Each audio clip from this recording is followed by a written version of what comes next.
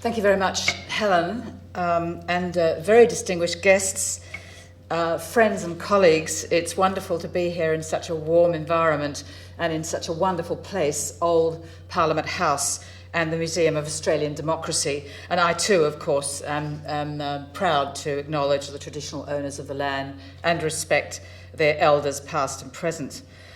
Well, Alice Tay I knew quite well as a young academic, a few years younger than her, but not much, and I do seem to have followed in many of her footsteps.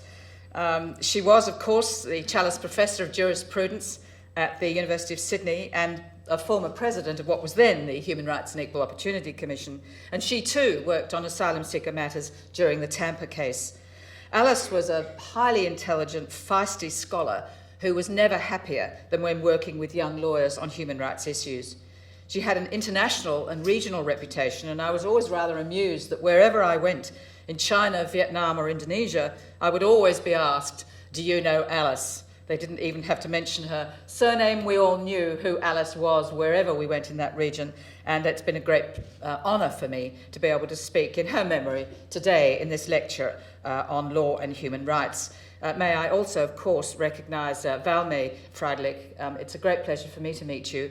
And, of course, to know that the Foundation's been set up quite specifically to deal with bigotry and to promote its study and avoidance. And bigotry is not a very nice word. In fact, it's not a word that I would really have used in common times, but it seems it's reached a level of notoriety that we can now go back to talking about it again.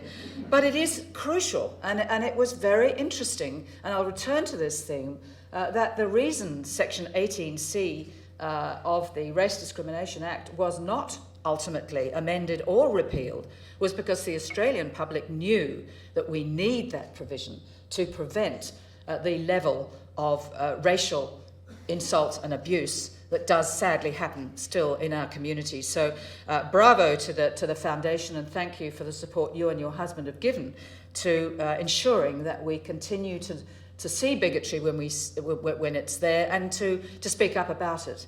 So thank you. Well, I've been asked today to speak about human rights in contemporary Australia, and it's a large subject stimulated by our celebration of the 800th anniversary of the sealing of Magna Carta on this day, the 15th of June, 1215, on the river meadows of Runnymede in England. The Charter of Liberties, or Magna Carta as it later became known, was drafted by Stephen Langton, the Archbishop of Canterbury, in an effort to end the conflict between the king and his barons. Notably, King John was probably illiterate, and he didn't sign the document. Rather, he attached his seal to it. Both the king and his barons then swore oaths before a crowd of hundreds, the king to abide by the terms of Magna Carta and the baron to give fealty to the king. But within 9 weeks of sealing the Magna Carta, it was annulled by Pope Innocent III. Civil war soon broke out, and within a year or so, the king was dead. How was it that this Latin-inscribed sheepskin parchment became anything more than a minor footnote in English history? Why is Magna Carta today recognised as the foundational document of English constitutional law and the symbol of liberty and freedom throughout the English-speaking world? Well, I believe that the answer lies in two seminal ideas that underlie Magna Carta. First, the sovereign, or in today's parlance, executive government, is subject to the law. It was the articulation of the idea that the king, like his barons, was subject to the law of the land that explains the enduring power of Magna Carta. The second important idea was Chapter 14 of the 1215 document, in which the king agreed to obtain the common counsel of the kingdom if he was to have any taxes.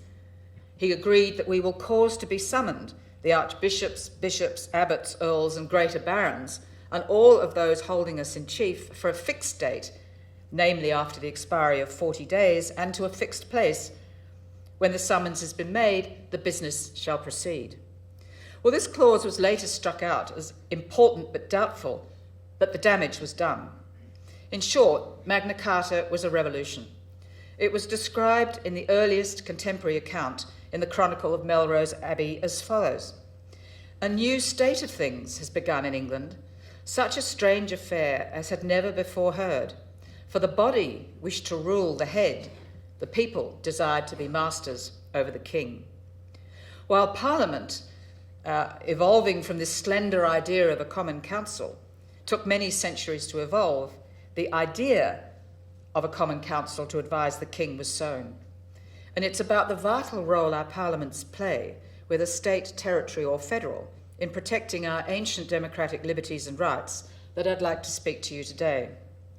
Over the last 3 years, as President of the Human Rights Commission, I've become increasingly concerned about the decline in the effectiveness of Parliament and the diminution of the role of the judiciary and the corresponding increase in executive discretion, all too often exercised without independent scrutiny. For our democracy rests upon 3 institutions: the executive, government, Parliament and the judiciary.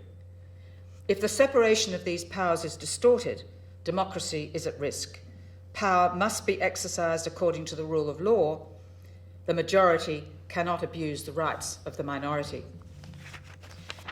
But let me begin by taking you back to an event that has fascinated me since I was a young student at law school. Let's go back to 1535 and the trial for sedition and treason of Sir Thomas More. His trial was for refusing to take the oath acknowledging the supremacy of King Henry VIII. The evidence adduced against Sir Thomas concerned a conversation that he was alleged to have had with the Solicitor General, Richard Rich, and the conversation went a little like this. Sir Thomas asked, "Suppose that Parliament enacted a law stating God is not God. Would this be a valid law?" Wisely, the Solicitor General said, "No, it would not." Sir Thomas More then said, "Parliament can make a king, but it cannot declare the king to be above God. A dangerous comment to make, knowing that his monarch sought a new wife." It took 10 minutes for the jury to find Sir Thomas guilty of sedition and treason, and his head was separated from his shoulders at the Tower of London shortly after. Were a conviction for treason to be made today, he'd probably have lost his citizenship. Sir Thomas made a point that has always fascinated me. What are the proper limits on the power of Parliament? This is a question that remains a live one for contemporary Australian democracy. Over the last 14 years or so, the major political parties have agreed with each other to pass laws that threaten some of the most fundamental rights and freedoms that we've inherited from our common law tradition. Indeed, respective governments have been remarkably successful in persuading parliaments to pass laws that are contrary, even explicitly contrary, to common law rights and to the international human rights regime to which Australia is a party. Particularly since the 9/11 attacks in 2001 on the United States, Australian parliaments have passed scores of laws that infringe our common law freedoms of speech, association and movement, the right to a fair trial, and the prohibition on arbitrary detention. These new laws undermine a healthy, robust democracy, especially when they grant discretionary powers to executive governments in the absence of meaningful scrutiny by our courts. What then are the safeguards of democratic liberties if Parliament itself is compliant and complicit in expanding executive power to the detriment of the judiciary and all Australians? What are the options for democracy when both major parties in government and opposition agree upon laws that violate our fundamental freedoms under common law and breach our obligations at international law? In considering these questions, we need to be clear about what we mean by the rule of law. Some might say it means those laws that are passed by Parliament and are valid under the Constitution. The argument being that the sovereignty of the people is exercised through their elected parliamentary representatives and legislation, and is thus the law of the land so long as it doesn't breach constitutional constraints. But the question I have is, what if there are few constitutional constraints and Parliament passes laws that violate our liberties? I'll come back to those questions a little later, but for the moment, let us recall some of the many promises made by the King in Magna Carta to abide by long recognised laws and freedoms at that time. In other words, Magna Carta didn't invent these laws and freedoms. They had existed and they were being enforced upon a king who refused to abide by them. Buried in the middle of this Latin document dealing with the rights of widows on the deaths of their husbands, or the standard measure of a glass of wine or ale, or the breadth of a piece of cloth, are these clauses. No free man shall be taken or imprisoned, or stripped of his rights or possessions, or exiled, or deprived of his standing in any way, except by the lawful judgment of his equals, or by the law of the land. To no one will we sell, to no one deny or delay right or justice. These words are the defining statements of the rule of law and of the limits on the arbitrary power of the state. They ring through the centuries and remain the bedrock for principles of justice that we continue to struggle to protect in the second decade of the 21st century. But let me go back again to the 17th century, where Magna Carta was employed to very good effect by this man, Sir Edward Coke. I was always annoyed as a law student that the word cook should be pronounced coke, but anyway, it's one of those nuances of a law degree that one learns to recognise. But Sir Edward Coke was England's first Lord Chancellor, and he employed the Magna Carta in his legal battle with King James I of England. Sir Edward placed his own contemporary spin on Magna Carta to reject the idea of the divine right of kings and to subject the sovereign to laws passed by Parliament. His Petition of Right in 1628 informed in turn the United States' Fifth and Sixth Amendments and the United Nations Universal Declaration of Human Rights in 1948. An inspirational document, and one that I think as Australians we should be so proud that our Doc H.V. Evatt made such a significant contribution to. You may recall that not only was he one of the 8 representatives of nations to draft the Universal Declaration, but he was the president of the General Assembly when it passed the General Assembly without a single negative vote. And I think he was a pretty feisty, strong man, but he knew what was needed for that post-war period, and he succeeded with Eleanor Roosevelt in getting that extraordinary document through that underlies all of our modern human rights law. Well, Magna Carta today is honoured as an historical and political symbol rather than as a directly applicable source of legal rights and freedoms. And indeed, the Chief Justice of our High Court, Robert French, recently observed rather dryly, Magna Carta has given many a plaintiff false hope in litigation before the courts. Yes, he's right. It's true that little remains on our statute books today of the liberties set out in Magna Carta, liberties that reflected long-established Anglo-Saxon and Angovian laws. Magna Carta is often dismissed by many as an overrated political myth. But once the historical revisionists have done their worst, it remains true that Magna Carta means more than it says. The myth has a potency as a universal acknowledgement of the principles that the sovereign is not above the law, that sovereignty lies with the people through Parliament. In short, and to go back to that great document of precedent, the castle, it's all about the vibes. Other legacies of Magna Carta that contribute to our liberties include the right to a fair trial and access to justice, habeas corpus, the idea that the punishment should fit the crime, that courts should sit regularly in one place, that laws should be written and made public, that widows should have their inheritance and not be forced to remarry. In summary, today, the Magna Carta represents the idea of protection of the individual against arbitrary power. Appeal to Magna Carta is often legally and historically inaccurate, but they continue to be made today because of that vibe, because of the iconic status. The Occupy London protest at St Paul's Courtyard was, for example, justified in court on the basis of Magna Carta, but it should be noted that the Master of the Rolls gave the argument very short shrift. So it's not the technical provisions of Magna Carta that are important. It's its symbolic power that informs my concern that the supremacy of the law over the executive is under threat in Australia's contemporary democracy. Before looking at some examples of the many laws that now diminish our freedoms, it should be acknowledged as axiomatic that human rights and freedoms are rarely absolute, and they must be balanced with each other, including, of course, concerns for public and national security. The validity of laws that on their face breach liberties depends on whether they're necessary and proportionate to achieve a legitimate end. This legal test is, of course, very easy for a lawyer to state, but very difficult to apply in practice. And you'll all recall that the High Court of Australia split 3-3 on the question whether the letters written by Mr. Monis to the families of Australian soldiers killed in Afghanistan were protected by the implied right to political communication. So the proper limits on the right to freedom of speech, or freedom of political communication to be strictly accurate, has yet to be resolved. Even on an issue as significant as that, our High Court was not able to reach a conclusion.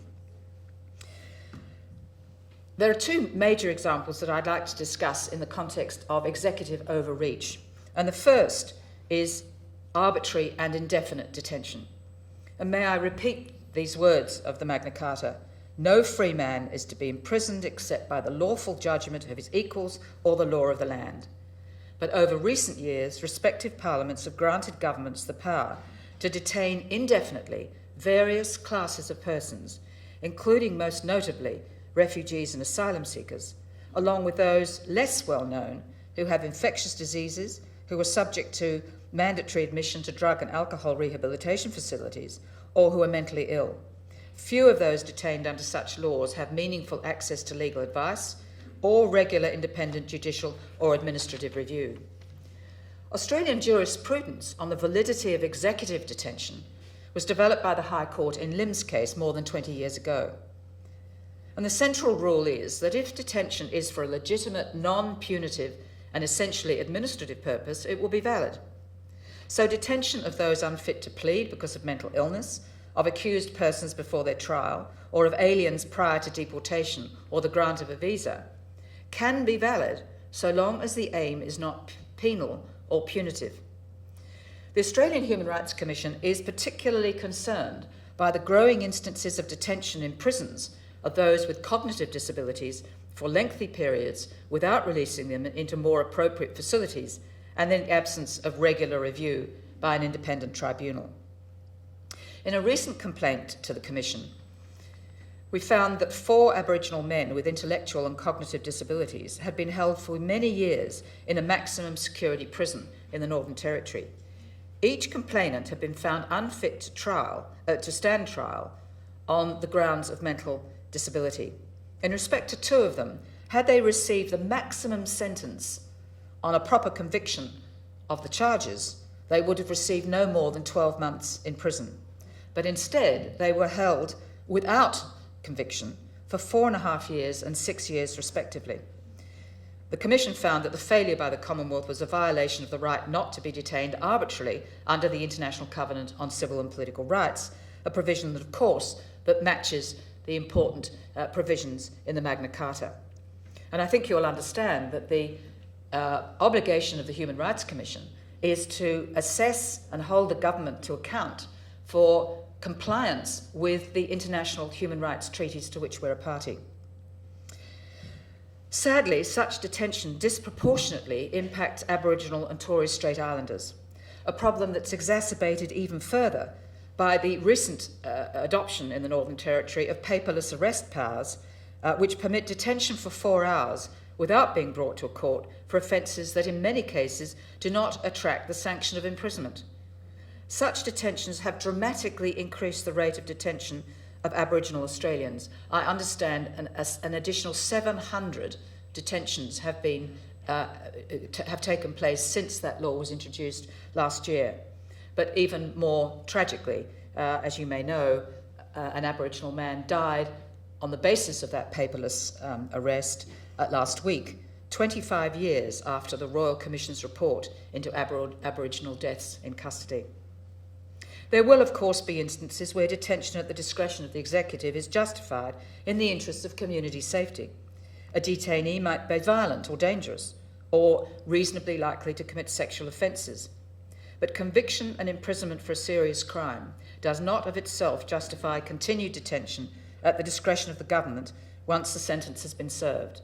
And at the Commission, we've considered many cases in which this is the situation where the government allows a sentence to be served and then immediately rearrests or redetains the individual and holds them without charge and without trial in many, many cases for years. despite, of course, a High Court ruling in Cable over 20 years ago that preventive detention orders for those more likely than not to commit a serious crime of violence was unconstitutional. Detention powers of the executive have also been expanded to detain asylum seekers and refugees indefinitely, powers that were found to be valid by the High Court in Al-Khatib in 2007 in a judgment of 4 judges in the majority.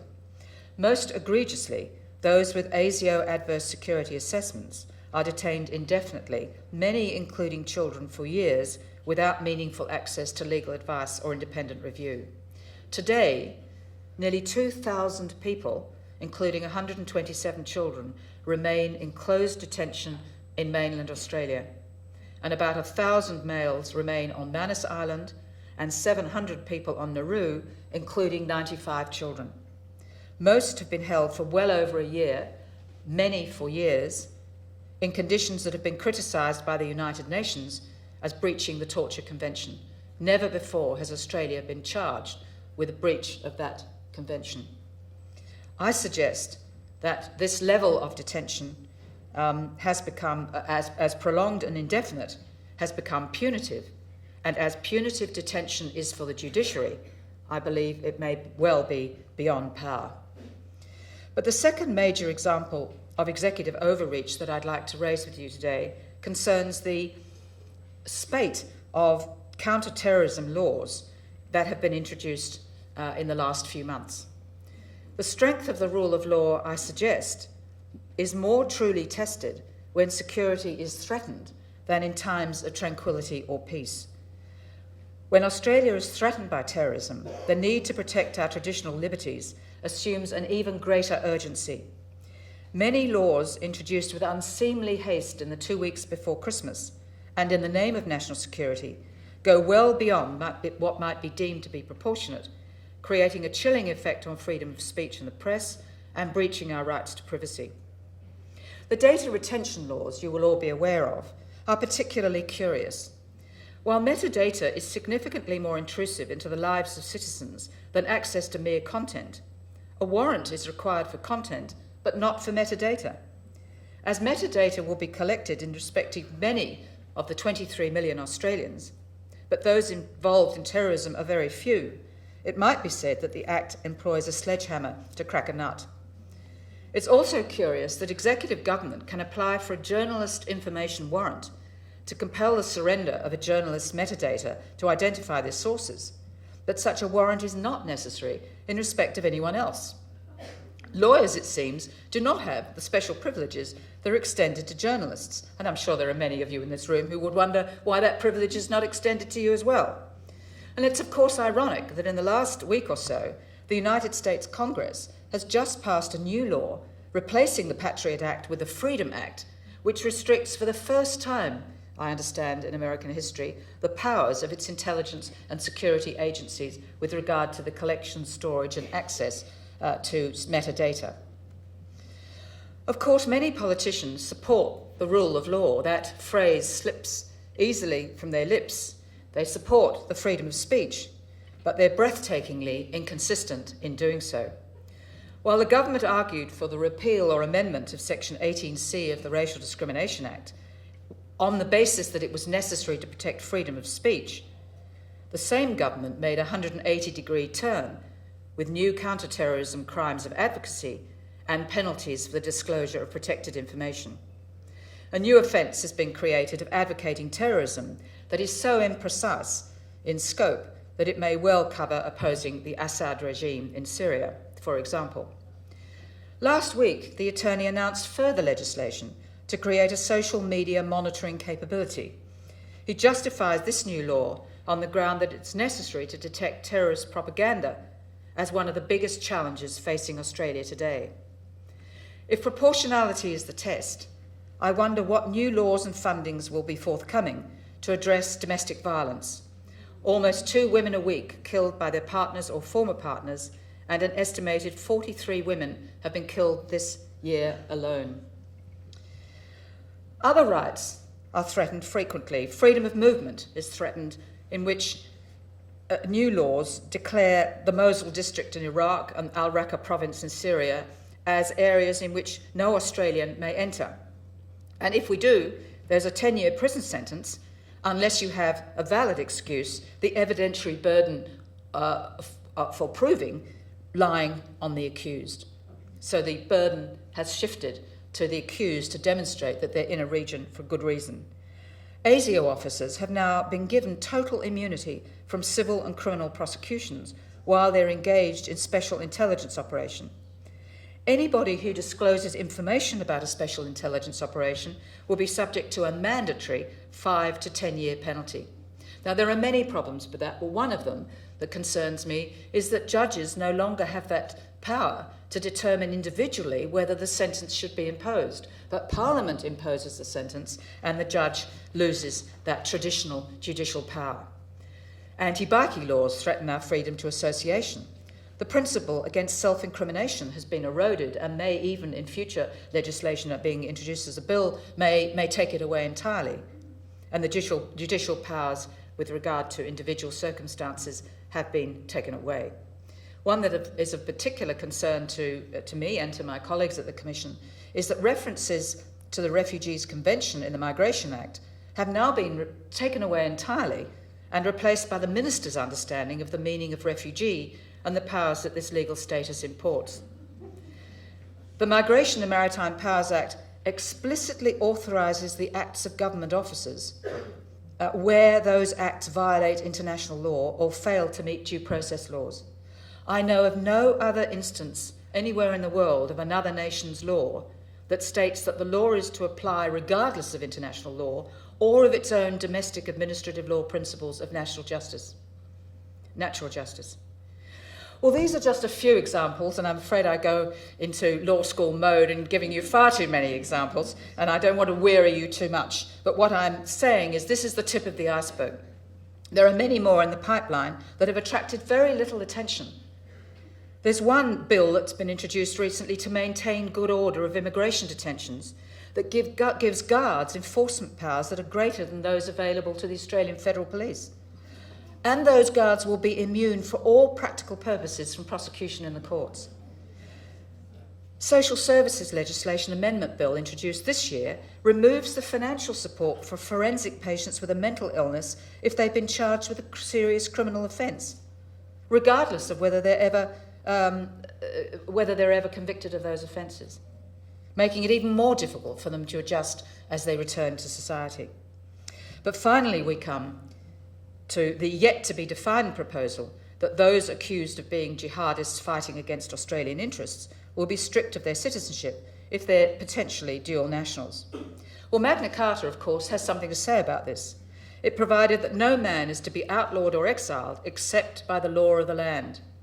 It's clear that all nations have a sovereign right to determine who is to have citizenship. Australia may quite rightly decide that those fighting against it, contrary to law, should lose their citizenship. This proposal is not new. It follows a bill that was introduced last year that gives the minister even wider powers to revoke citizenship for fraud or misrepresentation, or where the minister is satisfied that a person is not of good character, all without trial or conviction. To deny citizenship is a very serious matter. It's a human right to have a nationality, and citizenship cannot, under international treaty law, render a person stateless. But assuming that the government's proposal is confined to dual nationals, there remain significant problems. First, I believe this sanction strikes at the heart of Australia as a largely migrant nation. Over half the nation has or can claim dual nationality. Secondly, it's by no means clear that the state of second nationality will agree to grant citizenship if Australia has withdrawn it on the grounds of terrorist activities. Why would a third country grant citizenship for a person who's essentially Australia's responsibility? Thirdly, it appears that the determination to strip away citizenship will be made at the discretion of one minister or maybe three ministers. Either way, it will be contrary to the separation of powers doctrine that underlies our democracy. Executive government cannot both make the laws and judge compliance with them. It's imperative that any ministerial role arise only once a judicial process and conviction has taken place according to the usual rules of evidence. possibly a middle ground could be found for a temporary restraint on some citizenship rights pending a proper judicial determination. But for the moment, it seems the debate is between the subjective satisfaction of a minister versus an evidence-based determination of a judge. Each of these examples of the willingness of Parliament to pass laws that breach democratic freedoms, taken individually, might be justified on the grounds of necessity and proportionality. But viewed together, I believe they are more than the sum of their parts. They suggest an overreach of power, or as Senator Cory Bernardi calls it, power creep. I don't usually cite Senator Cory Bernardi, but he's right on this occasion. Because he too understands a declining willingness of parliaments to defend core freedoms. We're aware of the exclusion of judges from interpreting laws according to the common law principles of legality and the presumption that Parliament intends to comply with international law. Respective parliaments have failed to exercise their traditional self-restraint, and I believe that self-restraint has been exercised over many decades in this building. But unfortunately, the volume of laws that currently infringe our freedoms, estimated by Professor George Williams to be over 350 laws currently on the books, introduced for the most part since 9/11, suggests prioritising government power has become a routine part of the legislative process. As he observes, the enactment of anti-democratic laws has become so accepted that they elicit little community or media responses. I believe that parliamentary restraint is especially important in Australia, where we have an exceptionalist approach to the protection of human rights. Australia has been a good international citizen for the most part, playing an active role in negotiating the human rights treaties that form part of the international regime. However, as I've said earlier, these treaties do not apply in Australia because they have not been introduced into our domestic law by Parliament.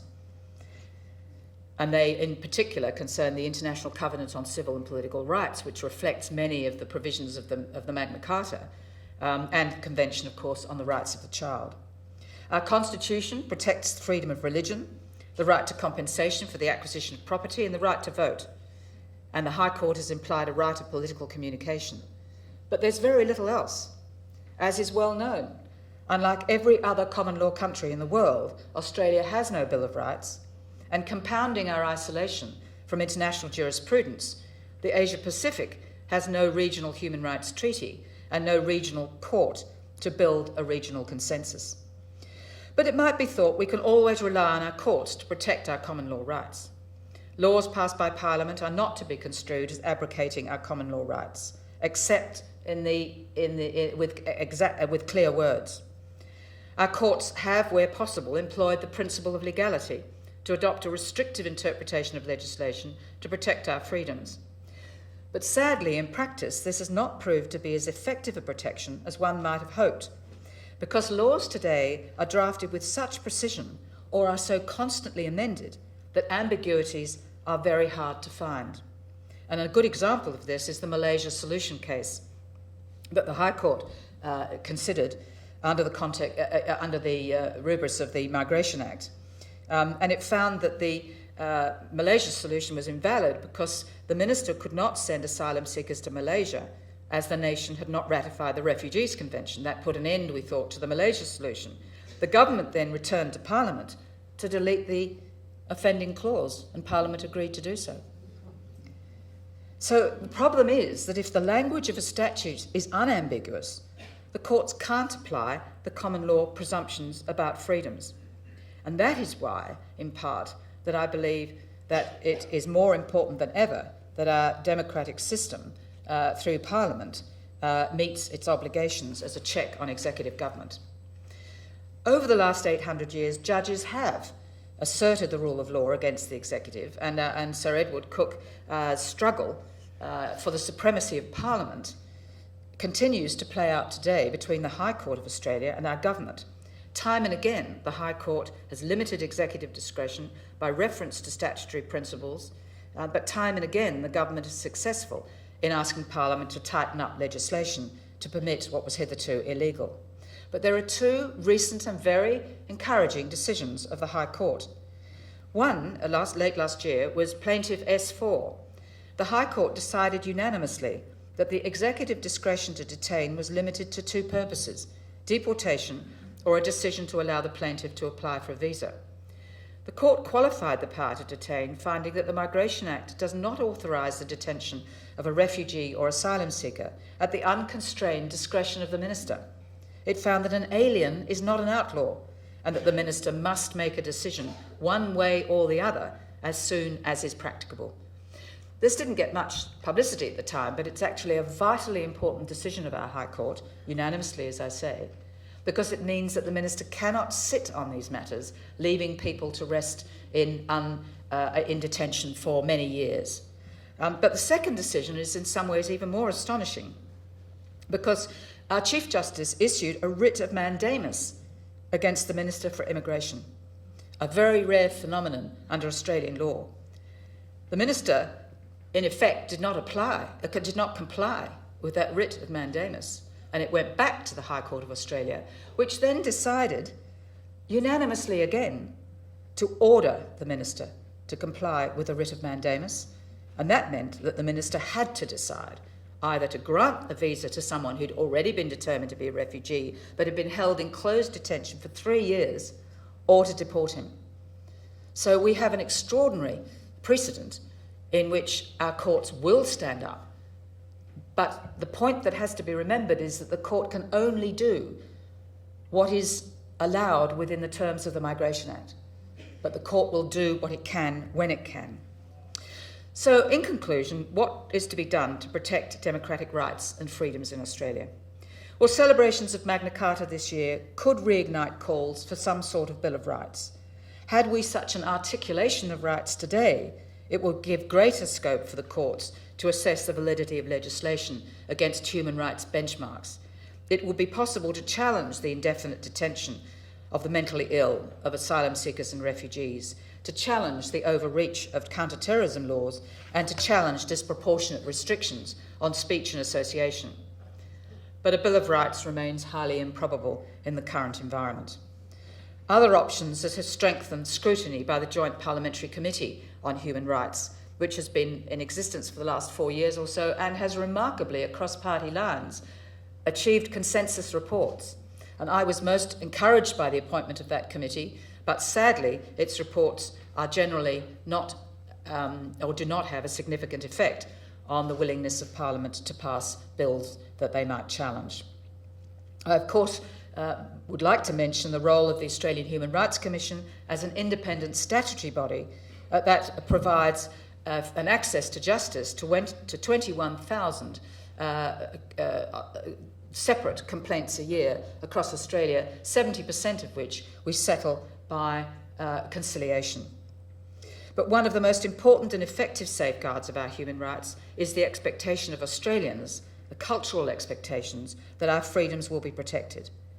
While most Australians are highly unlikely to be able to describe the doctrine of the separation of powers among executive, parliament and judiciary, but they're very quick to assert their freedoms under the rubric of a fair go, a phrase that is as close to a Bill of Rights in this country as we're likely to get.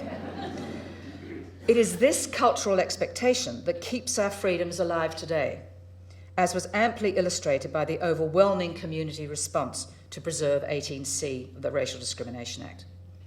Promoting a community culture that respects human rights also, of course, depends on the education of young Australians so that they can better understand and value our constitutional protections for democracy and the rule of law. And I'd like, if I may, to take just a few minutes to show you a video that was launched today and that has been produced by the team at the Human Rights Commission. Annie Pettit's here with us, so she led that team. And this video will go out to all the schools and all the students to give some idea of what it is that Magna Carta is all about.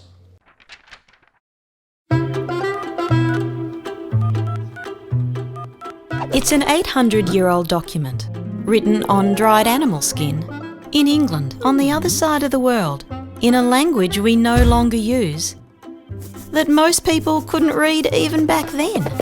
So why is Magna Carta important to us in Australia today? Because it was the starting point for some of our most important human rights, things it's easy to take for granted, For instance, before Magna Carta, life was pretty cruisy. If you were a king, you could get away with all kinds of things. Forming your own armies, invading other countries whenever you fancied, and taxing people to pay for wars without even asking. Now, there were laws in those days, but some rulers believed they had absolute power and simply ignored them. That changed in 1215, when a group of land-owning barons finally had enough of King John's behaviour. They decided the king governed by their consent, not just because he was king. So they got together and forced the king to agree to limit his powers by signing Magna Carta. It was the beginning of fairer rights for the people. The king also agreed he couldn't just add new taxes. Free men had to be represented by a common council to be taxed, which started the evolution of democracy. It also meant the king was no longer top dog, because above him now was the law. Or at least that was the idea. Kings and queens had a lot of trouble getting used to not being in charge. But over the next few hundred years, people power, in the form of Parliament, grew to be much stronger. In its Bill of Rights of 1689, the English Parliament formally decided it was the job of government to represent the people and protect their rights. These ideas came to Australia in English law. We know today if someone is accused of a crime, they have the right to a fair trial, and they must be proven guilty before they can be punished. Before Magna Carta, justice wasn't always applied fairly. Remember old King John? He was pretty good at filling up the prisons. But under Magna Carta, it was no longer up to him to decide whether someone had done wrong. It said, "No free man shall be seized or imprisoned, except by the lawful judgment of his equals or by the law of the land." Now you had to have a reason to lock someone up, and later people decided you also had a right to argue your case in front of a court. But in 1215, no free man didn't mean everyone, because in those days most people weren't free. They were poor peasants who served the lords. It took till the 16, 17 and 1800s before all men were free in Western countries, and most women waited until the 20th century. In 1948, after the atrocities of World War II, the nations of the world created the Universal Declaration of Human Rights. For the first time, the whole world recognised that everyone, it didn't matter who you were, had the right to enjoy freedom of speech, freedom of religion, and freedom from fear and want. It has been described as the international Magna Carta for all mankind. So, this faded old piece of animal skin has played a big part in shaping the democratic society we have in Australia today. But many people around the world are still denied their rights and freedoms. This reminds us human rights shouldn't be taken for granted, and until they are, the long story of human rights and freedoms that began with Magna Carta will continue.